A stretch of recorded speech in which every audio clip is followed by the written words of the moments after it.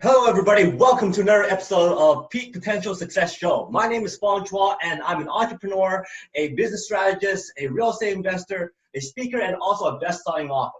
Every single day, I get the opportunity to help my clients unlock their potentials and guide them to succeed. More often than not, I see people not taking action because of one small thing. They don't break out their comfort zones. They don't go out there try and do business ideas. They don't go out there to do real estate because they need that extra motivation, that little push, that perspective, that story, that connection with someone, that interview, that person to meet. And that's why I'm doing this show, because after you watch this show, it's every single week. I want you to be able to unlock your potential, maintain that potential, reach another peak potential, and achieve goals that you've never even dreamed of. Today, I am absolutely thrilled to have a very, very special guest. He's a great friend of mine. He's an expert in digital marketing. He is the owner of the Inbox Consults. He is a lot of fun. He has lots of energy. He does courses online. He does Facebook Live. He does all that great stuff, everything on social media. And if you have to find an expert in all that kind of stuff, this is the guy you talk to. So please welcome Gavin Sim. Hey guys, hey everyone, it's Gavin here from Inbox Consults. I'm speaking to you guys all the way here from Singapore. So it's a pleasure to be on this show. So first of all, thank you, Fong, for inviting me. It's an absolute honor to be on this show because I know how much this show has been impacting people, has been motivating people, has been pushing people to take action. So I'm absolutely thrilled to be here. And Fong has been one of these amazing person that I've met. And definitely both Fong and Jessica, both of them are the nicest people I've ever seen, I ever met. The first time we met was in an event probably about 2 years ago, I remember. And I was just chatting with them and they were so kind and gracious, and they offered to bring me around Disneyland the very next day. I mean, it was the first time we met and they already made that offer, and me being me, I took it up without hesitation, and the next day we were all having fun in Disneyland. I will never ever forget that day. So it's an amazing couple. And again, I think today the reason why I'm on this show of Fong's is that really I just want to share my story so that I can inspire you guys to do do whatever it takes to make sure that you can reach your next level of success, because everyone can achieve it, right? Everyone can achieve success. It's a matter of you putting your heart to do it. So hopefully whatever I'm going to be sharing later will inspire you to take action. So I'm looking forward to the interview. Awesome. Yeah, so he found our little secret. Once you talk about Disney, we're all hooked in, and we're gonna build relationships through Disneyland and all that kind of great stuff. It's a lot of fun, and you get to learn a lot more about other people when you see them, getting pictures with princesses and Mickey Mouse and all that great stuff. So it's a lot of fun. So that's one thing that we realized about Gavin. He's a lot of fun to be with. A great attitude, and it's just lots of joy beams out of him. So for those viewers who don't know who you are, would you mind telling us a little bit about your history, who you were before, what did you do to achieve your goals to become who you are today? Wow, that's a lot. Okay, so maybe I'll start by sharing a little bit of my background, how I got started in my whole journey of entrepreneurship, and how eventually I became who I am today.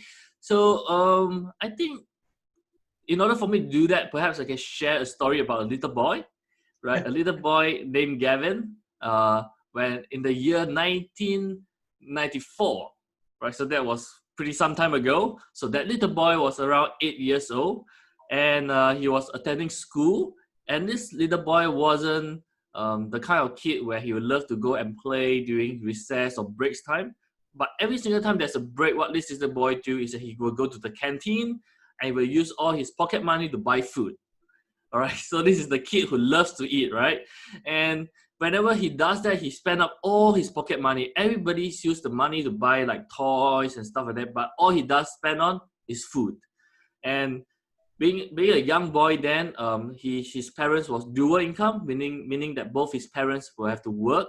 And he was given, from a very young age, he was given his house key, where he will need to go to school on his own and go home on his own after school's end, and he need to buy his own home meals, including dinner. So every single day, when Gavin has to go home, he will walk past this shop that sells a fried hash brown. You know, those hash brown that is like triangular in shape. I'm not sure if you can imagine those. So those triangular fried hash brown that most people have. And he loved it because who doesn't love fried hash brown, right? So he absolutely loved it, and it cost him like 50 cents to buy. And when he was young, 50 cents is quite a fair bit of money. So every single day he would try to portion 50 cents to do that. But on this particular day, he just used up all his money, and he doesn't have the extra to buy the hash brown, right? So when he approached the store, what happened was that the store owner actually recognized him because he's buying every day. And he was like, "Oh, hey, you're here for the hash brown again. I'll get it ready for you." But I was like, "Oh, no, I'm so sorry. I missed out. I don't have enough money today." And he was like, "Don't worry. I know you come every day. You're just a good kid. I just you can take it and pay me the next day." And it was like, "Oh, so nice."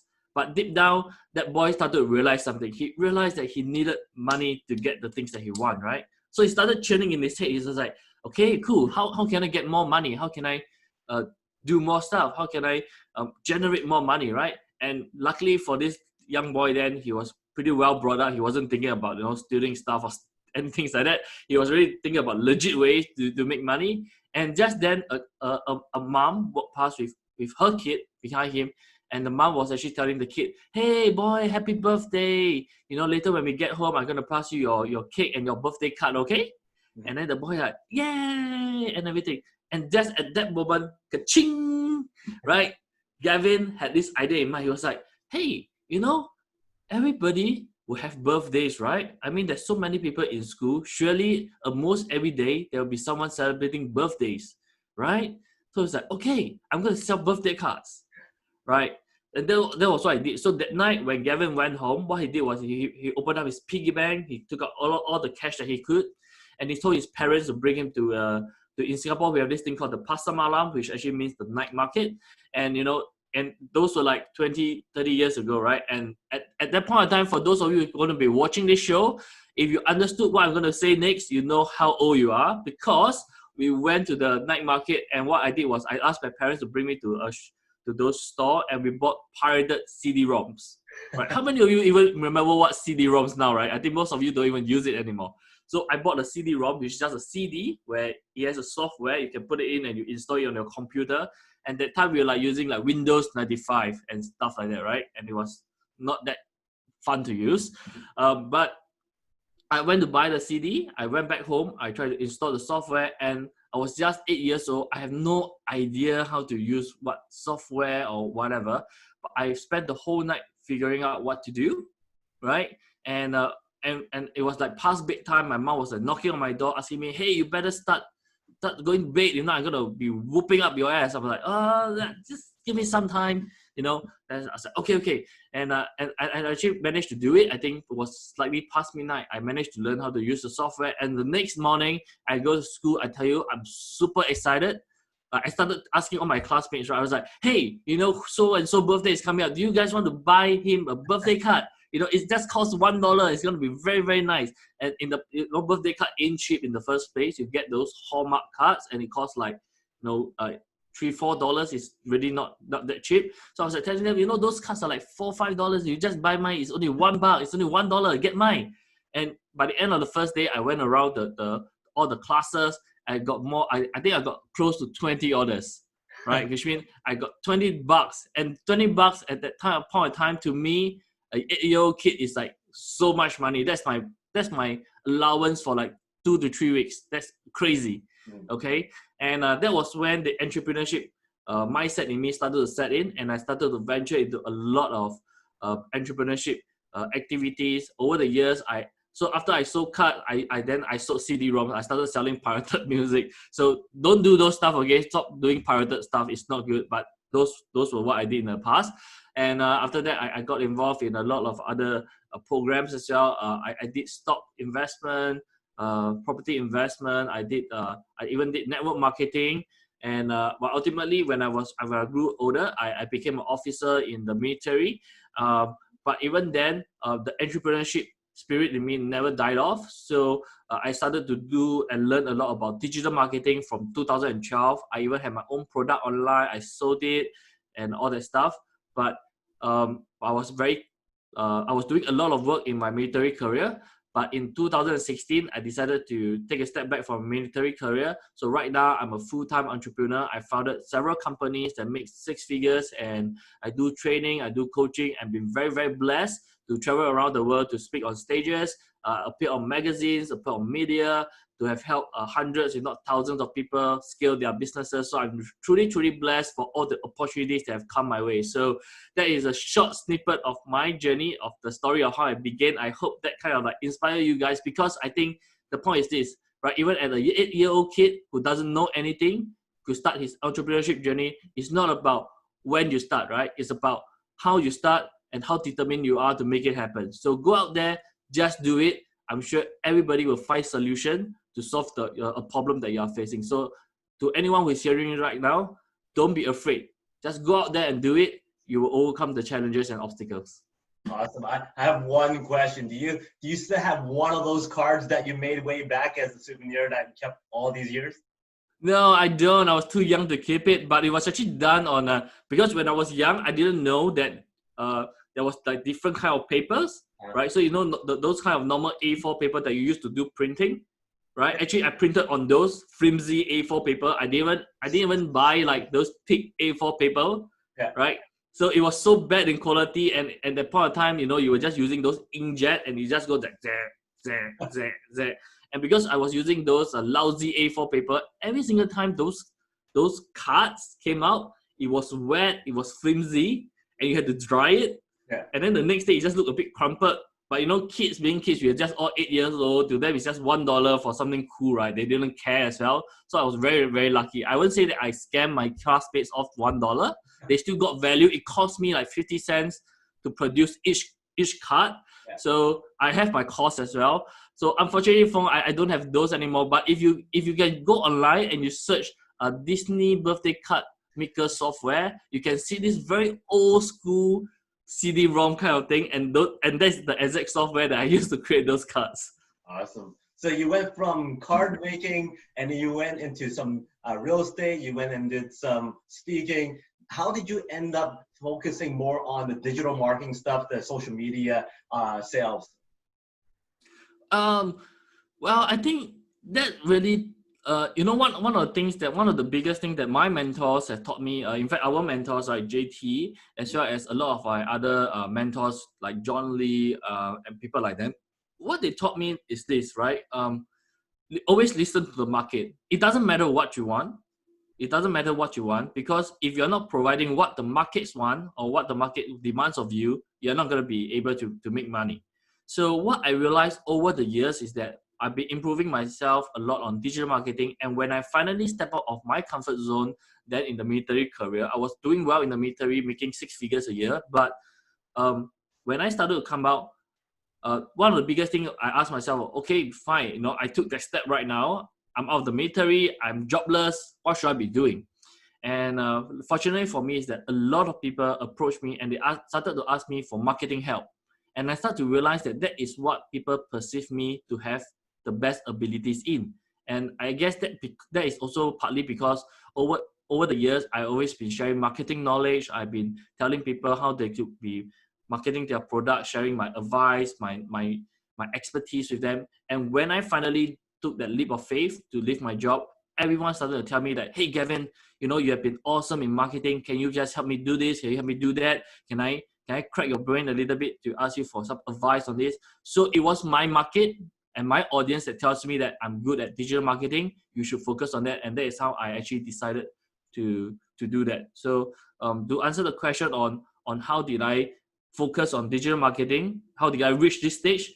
I simply followed what my market wanted, what my audience told me to do.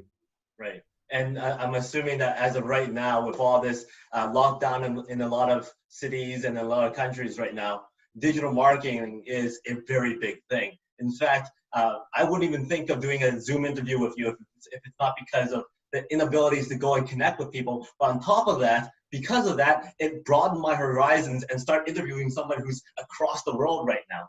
So as of right now, with all this stuff that's happening, what do you recommend is the best form of digital marketing for people to jump into or to start as a business because they're stuck at home, because they have to use online services?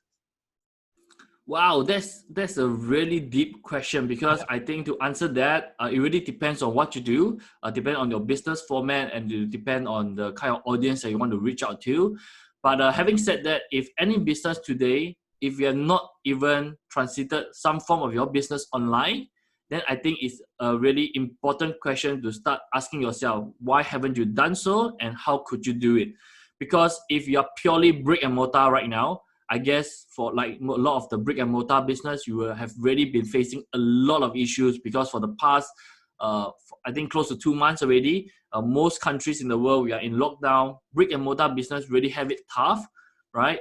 And for the time moving forward, I get we are all guessing. I think our best estimate is that it's going to go on for at least another 2 months or so. And even the ministers in Singapore, they are even saying that they are expecting this thing to last even for 1 to 2 years, right? Because it just takes time for this whole situation to become even more normalized. And from being a pandemic, it might just ultimately become an endemic where it just become a residual kind of like virus in our background that goes on all the time. So we had to adapt to new norms. So the new norms today, I would say everyone is now adjusting online because everyone is just forced to stay at home. Like what Fong is saying, right? If it's not for the fact that it's been locked down, he wouldn't even think of doing this kind of interview. Uh, Across the globe, we are literally halfway around the world from each other, and yet we are connected using internet, and we're now talking almost lag free.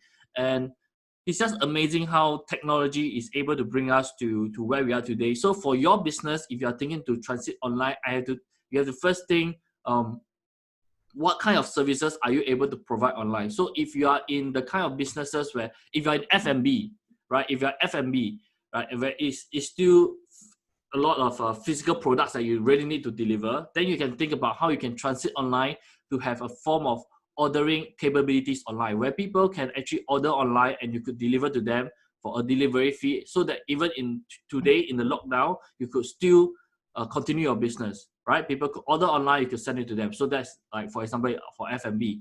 And if you are in a let's say in a spa business, for example, right? It's quite impossible for you to massage people right now because you're not allowed to go out there to meet people. You can't go to homes and stuff like that. So what could you do, right? It's about being creative. It's about being resourceful. So people are still going to experience pain, right? People are still going to be sitting hours in their chair like we are right now, having interviews or doing work. So what the problems they are going to face is still the same. They're still going to have backache. They're still going to have issues about their posture and stuff like that. So what could you do as a masseuse, as a therapist, right? If you can't do it for them, could you educate them to do it themselves, right? If you could do that, then you have to think about pivoting your business rather from a hands-on business. Could you then educate them, create a course to share with them how they could be doing this online? I mean, to do it themselves. So you can create a course online and you can educate them to do that, right? And if you are in, like, say, in the education business, right? A lot of people now are transiting online to be using Zoom or Microsoft Teams or Google Hangouts, and all they do is that they buy a whiteboard, a board where they could be writing digitally, and they could screencast it to all their students. And now everyone is starting to adapt and familiarize themselves with home-based learning. So it's about pivoting your business and finding out what serves your customer best. So I wouldn't say that there's a particular platform that works the best for anybody, but it's about knowing which platform to use in order to serve your customer. And this platform could be like what we are doing right now, that we are talking over Zoom. And Zoom is going to be very good for telecommuting. It's very good for having conferences. If you are just about sharing knowledge, having an online course, there are already so many out there. You can use Teachable, you can use Udemy, you can use Memby, which is what my mentor John Lee has created. You can even have a Facebook group, share all your knowledge there. You can create units in the Facebook group itself. Or if you are just out here ready to promote your business, like in the F&B, then you can start thinking about advertising on the right platform where your target audience are. If they're all hanging out on Instagram, then you can advertise there and then have that platform ready for people to order. Or if you're in a very corporate-based business where you're always talking to B2B customers, then there's always LinkedIn for you, right? So there's solutions out there for every single one of you, for every single business out there, for every single niche. It's about coming online, finding out where these people are, where they are hanging out, and then using the right platform to reach out to them. So I hope that's answered the question, Fong. Yeah, it's very good and very in-depth. Now, there's a lot of people who wants to go out there and start doing stuff online. And one thing that they really, really struggle with is doing videos. Being in front of a camera and then posting it on Facebook or LinkedIn or whatever platform they're using. And they're going, well, no, I don't need to do videos. I don't need to be the face. I don't need to be speaking and all that kind of stuff. Now, how important do you believe doing actual videos are? And then, do you remember the very first time you did your first video? What was that feeling like, and how long did it take you to go, you know what, I'm just going to post it? Well, that's a great question. I think so. The first question was, how important do I think we need to do videos? And my honest opinion is that I think videos are very, very important now. I think if I'm not wrong, there's a research being done by a huge research firm, and it was published about 1 year ago. And basically the key idea of the research is this: they say that by 2025, they expect 80% of traffic to be generated online to be driven by videos. So what it means that today, a lot of time when we are doing a lot of searches and everything like that, a lot of the traffic we have done is through text, maybe through blogs or through forums, stuff like that. But by the time we reach 2025, they are expecting 80% of the traffic to be driven all over online is to be driven by videos. And the fact is this: the biggest usage of data on the internet right now are caused by videos. It's caused by Netflix, it's caused by YouTube. So most people in the world are already watching videos, right? So I think the future of video is really where most of our attention is going to be. So I find that it's really, really important. In fact, like, let me just ask whoever's going to be watching this a question right now. If you're scrolling through Facebook, right? If you're scrolling through Facebook, you're going to be scrolling through Facebook, and when you are watching all the things that's happening on Facebook, right? Which one grabs your attention more? Is it going to be a video that's going to be talking out to you, or is it going to be some blocks of text that you need to read and then you have to click on read more? Correct? So the research has shown us that most people stop scrolling because they saw an interesting thumbnail of a video and they stayed there to watch the whole entirety of the video, right? And you need to understand this: if you are going to be doing videos in the future, you only have 3 to 5 seconds to grab the attention of whoever's going to be watching it. So you need to really know the fundamentals and the basics of how you should be doing videos very, very properly, so that you're going to be able to capture the eyeballs of people. The more eyeballs you have, the more business you're going to get. It's just what it is. Okay, so I think video is really going to be super, super important in the future. So yeah, I highly encourage anyone out here who have not done video before to do it, and who are already doing videos to continue doing it. I mean, I am doing videos on my own page as well. So for those of you who are interested, you can head over there to check out more.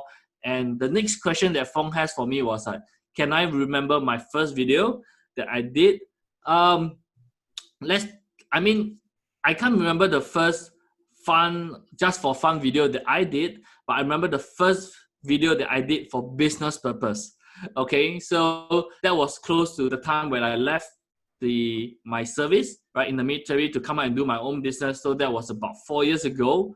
So my first video is absolutely disaster. Okay, it's an absolute disaster. In fact, it's still available online. So I have another company called Inbox Income Academy. So my first ever video that I did was there, and it was live. Okay, it was there, it was live. And the reason why I did that video was also because I realized, even then, few years ago, I started to realize the importance of doing video, right? And I knew that I had to do it, but like what Fong was sharing, that I have absolutely no idea what or how to do. All I know is that I need to start doing videos. I need to get people to watch me, to listen to me, so that I can share what I know with them, so that they get to know, right, the KR&T, they get to know me, like me, and trust me, so that I can do business with them. So without any idea what to do, I was just sitting in front of the computer, and basically I just sit there and I was holding the book that I knew that I was going to share, and I was just like, okay, what do I need to do? It's like, oh my God, what? And after that, what I did was just, okay, screw it. I'm just gonna hit it, right? And all I did was I just did go live, right? You know, in Facebook, all you need to do was click on the button, say go live. I just did it, and then you see the red signal on the right of the screen, right? I mean, it's gonna be over here, right? And then it's gonna go like this, and then you go live, then red live, and then that was it. My first ever live video. I was like, live? Am I live? Hello? Oh, hi everybody. Hi. Yes. Um, this is Gavin, and I'd like to thank everyone for watching my live today. I'm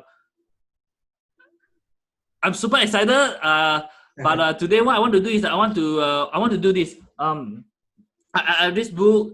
And I want to share something that I read here with you all because I think it's important. And then all I did next was I just kept on reading and just saying that, oh, this is important because this is a concept that this person taught. This is important. And even though it was my first time doing live and because it was so shitty, it's embarrassing even just to say, right? But it was so shitty. But I did it for one over hour. Just by talking and just reading out the book that I had. I remember I was reading Russell Brunson's Expert Secrets.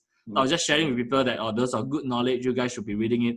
And it went on and on. But after that, so I had a lot of fear, right? I had a lot of fear. But I felt the fear and I did it anyway, right? I felt the fear and I did it anyway. But it helped me progress so much because after that, I did it every single week. Every single week, I was doing videos. And by the end of my whole video series, that was about 4 years ago. At the end of the series, I didn't have that many people, but I gained about close to 800 people who followed me on Facebook. And out of those 800 over people, what happened was next was amazing because when I did a round of fundraising, I raised close to $500,000 for one of my new projects. Awesome. So that's the power of video marketing and constantly engaging people and providing value through live videos. Right, and I was absolutely bad at it. Okay, just go and search for my page. Watch if you're bothered to scroll through all the way down, you're gonna find that first video is still there, and you'll find how lousy it was. But yet it brought me to where I am. So guys, if you have not yet started on doing video, I would say the number one thing to do is feel the fear and do it anyway. Of course, there's gonna be strategies on how you can structure it better.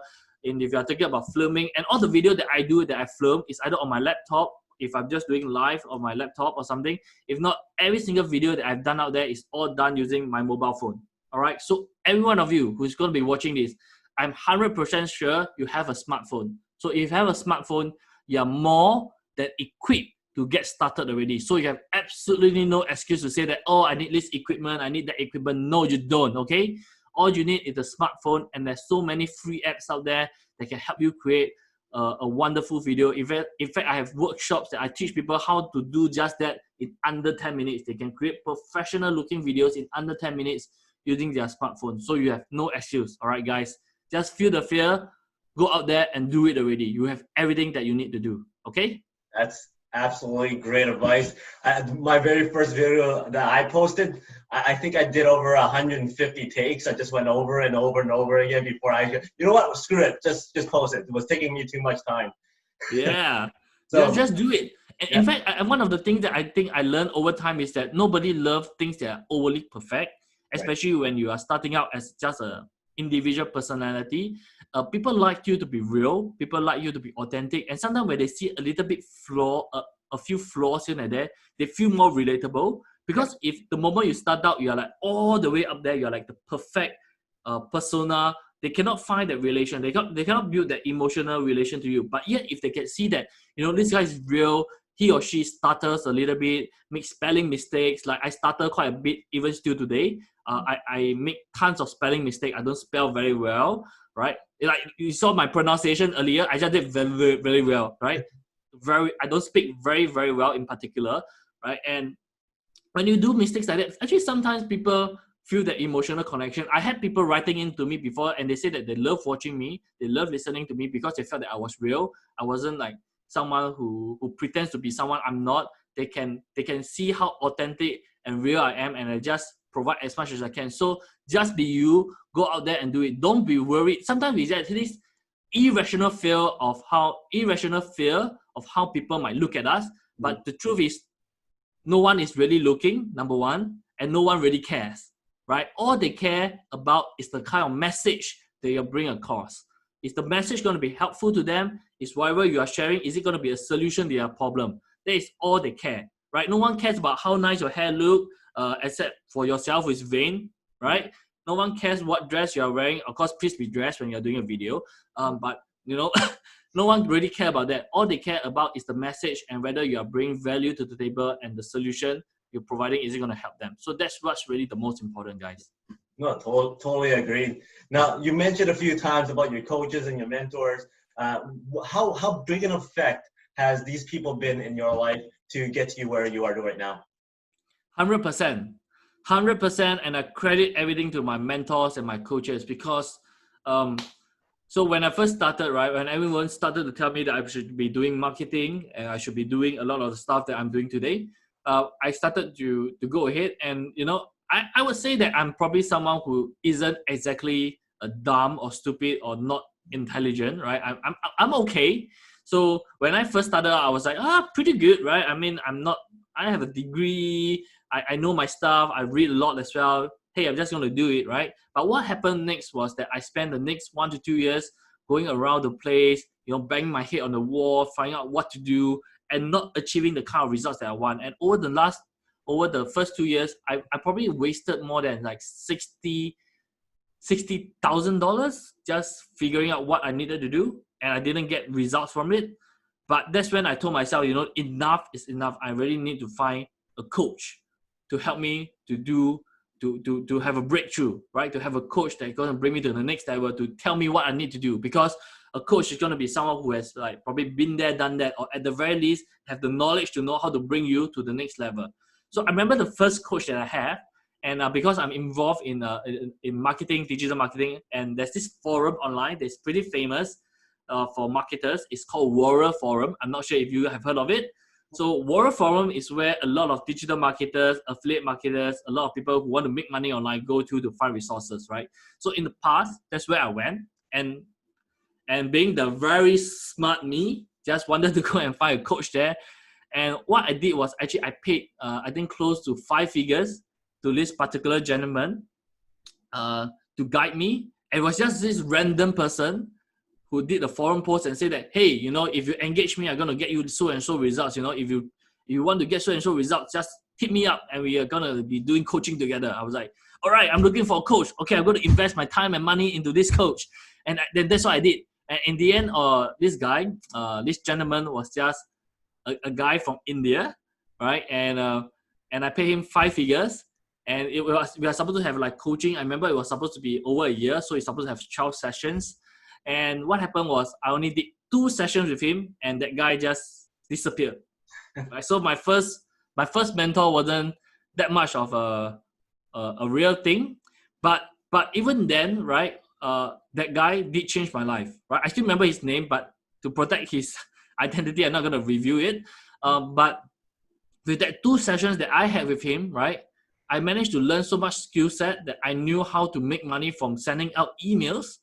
Right? And within the span of that 2 sessions, which 2 months, I made more money. I recovered already my coaching fee, and I already recovered part of what I lost over the last 2 years. So that is how effective and how amazing coaching could be to change your life. Even though that wasn't the best coach that I ever had, because after the 2 sessions, he went AWOL, right?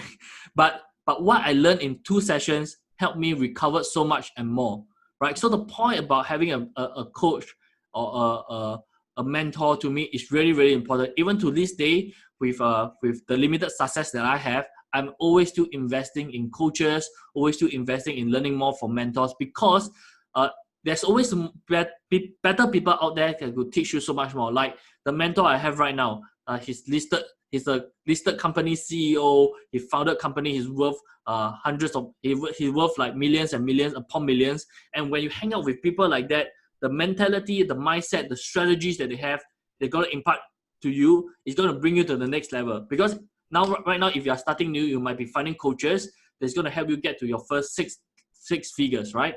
And then when you're at that level, you're going to find coaches who are going to be making millions, and then they're going to teach you on how you can make millions, right? And then when you're already making millions, you're going to be finding coaches of a different level where they're going to bring you to a stage where you're going to be making multi-million, right? And maybe at that stage, that's when you start looking to people, billionaires, right? They're going to bring you to billions. Like, I think, for example, like all sports, right?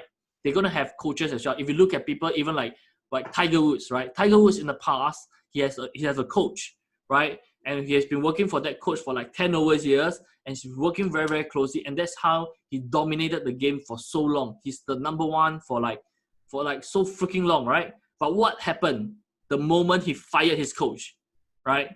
You guys remember that?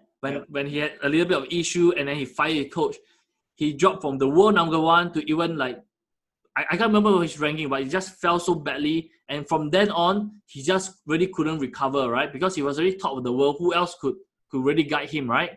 But the thing is this, right? He started to fire his coach. He went alone. He never ever truly recovered to number one again, right?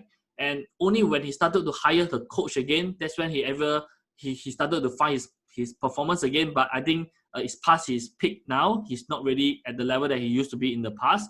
So, but then he started to improve again. So a coach does matter, right? A coach sometimes is going to be there to really find out your blind spots and to tell you really, hey, you have been focusing on the wrong thing. This is what you need to do, right? And in golf, right, you can be just doing your swings, but even a slight change in degree, just that 1 degree, right, is going to put you off. Either you are going to be off your mark by like hundreds of meters, or you're going to be right there, hitting the mark, hitting the green. Right, so it makes a hell lot of difference. So if guys, anyone who is watching this, if you do not have any coaches or any mentors before, I highly recommend you get one. In fact, the gentleman that you are seeing right now, Mr. Fong Chua, he's one of the greatest person ever. I think that you can get as a mentor and a coach because he's just so sincere, he's so authentic, he's have a wealth of knowledge to share with you. Right? If you have been watching his videos, you know that this person is really there to guide you, to show you, and he cares. The most important thing that that he cares a lot for you. So if you guys are really considering looking out for someone who can hold your hand and guide you through difficult times and to bring your business to the next level, look no further. You're looking at him right now, not this person who is talking, but the other guy, right? Mr. Fong Chua is definitely the guy that you need to start speaking to. So he's an amazing gentleman. You guys need to talk to him. Well, thank you for that. Much appreciated. So, I just wanted to also ask you, right now, I'm sure a lot of people who's watching this can feel that energy coming from you, can feel that passion. After all the success that you've already achieved, and sometimes if it's a downturn, an upturn, whatever it is, how do you maintain that energy? How do you maintain that go-to attitude kind of thing? Wow. I wouldn't say that it's born in me, but I would say that one of the most important things that as an entrepreneur you need to have is that positive mindset, that positive outlook, and you really need to be passionate about what you do, right? So my passion right now is that I really love to educate people. I want to help people succeed. So that's why when I'm doing this interview, you see that I'm super, super excited. I'm always speaking at the top of my voice. I just wanted to share as much as I can because I'm really passionate at what I do. But I think most importantly, having that positive mindset is key. Because the truth is this, right? I'm not going to paint a bit. It's not going to be a bed of roses, right? It's not going to be it's not a rainbow for everybody. The truth is that when you're in entrepreneurship, it's tough, but it's really, really tough. It's not easy. In fact, for most of the things that you do, out of 10 times, you're probably going to fail nine times. You're going to fail 9.5 times, right? It's only that 1 or 2 days in the whole year that's going to make a difference. Like one of our coaches like to say this, right? Like JT love to say this, right? In business, in 365 days, most of the days are going to be bad. But you just need to have that 1 or 2 good days in the whole year that's going to make your business go boom, right? And that's the truth. In business, you're going to be facing so much failures. And if you're having a negative mindset, if you're not someone who's going to be positive, to look at the bright side, you're going to find yourself so upset every single time. You're going to find yourself just giving up every single time you run into a failure. And I'm telling you, the failure is going to come. It's going to come wrecking towards you like a, what do you guys call it? The wrecking ball, right? It's just going to hit you in the face and you're just going to fall down and you're not going to recover. So having that positive mindset as an entrepreneur, to me, is really, really, really very important. You need to understand that failure is part and parcel of entrepreneurship. In fact, what propels you to success It's because we have tons of failures, right? What propels you to success is because you have been through a ton of failures. Your success is built upon failures upon failures. If you're not failed before, you're not on the road to success. It's just part and parcel of this game. It's just part and parcel of what entrepreneurship is all about. You need to fail to learn the lessons, to find out what works, what doesn't work. In fact, we even have this saying in entrepreneurship: you want to test fast and you want to fail fast, right? Because when you test fast and you fail fast, you know what works, what doesn't work, and you can focus on what works. And a lot of the time when you test it, a lot of things doesn't work, okay? You're going to fail a lot of times. So in order for you to really excel as an entrepreneur, in order for you to really bring your game to the next level, you need to start bringing your emotions out of this game, right? You need to start observe it objectively, bring your emotion out of the game so that you start to analyze what works, what doesn't work. And for those that don't work, just take it out of the equation, focus on what works.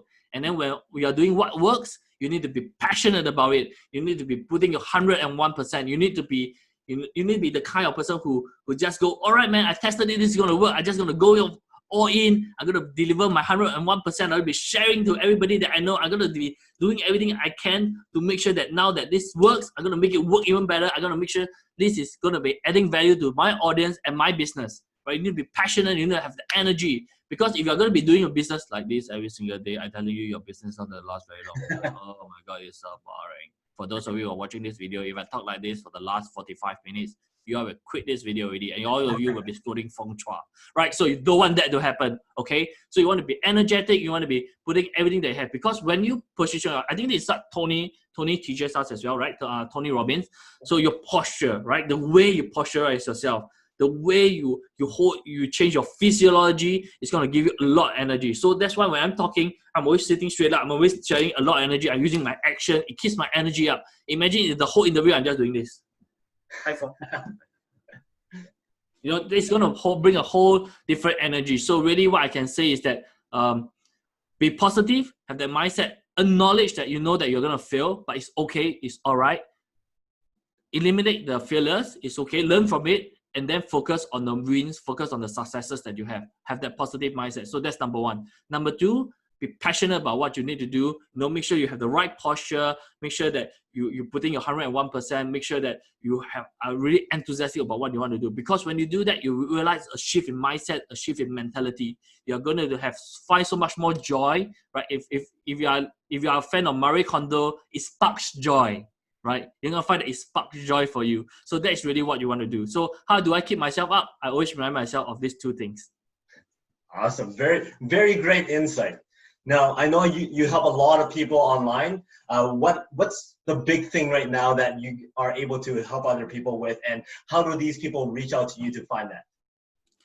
Well, the big thing I really do right now is that I'm helping a lot of businesses transit from offline to offline, regardless whether you're a brick and mortar business or you're a coach or you're a trainer or you're just someone who's starting out. How can I bring your business online and help you start generating a revenue quickly? That is exactly what I do right now. That's my focus a lot for this period, because I understand that a lot of businesses going through a lot of issues. And in fact, you know, during the COVID situation, I've never been more busy, right? I've never been more busy helping businesses transit. And in fact, it's been a record-breaking month for a lot of my clients and myself, in fact, for my business, because we are ready for it, right? And for those who weren't, we quickly help them, you know, make use of this opportunity to get their businesses online so that they can help reaching out to more people. And all your audiences are online right now. This is the best time ever to reach out to them. So if you have not yet done that, you know, feel free to reach out to me. So Fong, thank you very much for the opportunity for people to want to reach out to me. So guys, if you are watching this, I think either you can click on the link below. It's gonna maybe appear somewhere. I'm not so sure. Maybe I can even add it in my background later if I could. But you all can reach out to me. Just search for my social media handle. It's at Hey Gavin Sim. So HeyGavinSim. Just search for Hey Gavin Sim. You can find me both on Instagram. You can find me on LinkedIn. You can find me on Facebook. Just reach out to me, and I'll do my best to see how I can help you out in your business. Awesome. Thank you for that. Now, before we let you go, I'm going to ask you a few quick questions for fun. And it's just to put a smile on your face and have people be a little bit more entertained. You okay with that? Of course, let's do it. Is it gonna be like? I remember the last time you asked me that. Before, so you know a little bit about what's going on. So Yeah, I kind before of we like get figured. there, Okay. so the very first question I'm going to ask you is, if you had the opportunity to witness a performer on stage, dead or alive, who would you go to? If I have an opportunity to witness, I'm a huge fan of two-person in terms of Hollywood, so that you guys can know who I'm talking about. It's gonna be these two-person from Hollywood. Absolutely love Keanu Reeves, right? And I love Sandra Bullock. Awesome. So So two of now, them. great. So now you have Keanu Reeves and Sandra Bullock at your dinner table, and your job is to serve them your most famous dish. What are you going to prepare for them? Oh man, that's gonna be embarrassing because I can't cook for nuts. So what I'm gonna do is that I'm gonna have a lot of packet food that I know I can buy. I'm gonna microwave them, and then I'm gonna plate them very nicely and pretend that I cook them. Now I'm Oh, gonna be honest and say that I didn't cook them, but at least I assure you the presentation is gonna be wonderful. great. If you were able to star in one of those movies that they're in, which movie would you want to be a part of? The Matrix, without a doubt, The Matrix. Good answer. On the good side or the bad side? Now that's a good one. I would love to have a lot of time with Keanu Reeves. So maybe for the fun of it, I would say I want to play the role of Agent Smith, so that I get a lot of screen time together with him. And you also look good in a suit, so it's all good. Thank you. Oh, thank you very much. I probably need to find my sunglasses and put them right now. And hey, Mr. Anderson. Great. And the final question is, what is success like? And as you know, I have all these random cards. You're going to give me a number between 1 to 10. I'll count them down, and you're going to tell me success is like this thing, because as entrepreneurs, we have to think fast on our feet. So give me a number between 1 to 10. 9. 2, 3, 4, 5, 6, 7, 8, 9. Bowling ball. What's that? A bowling ball?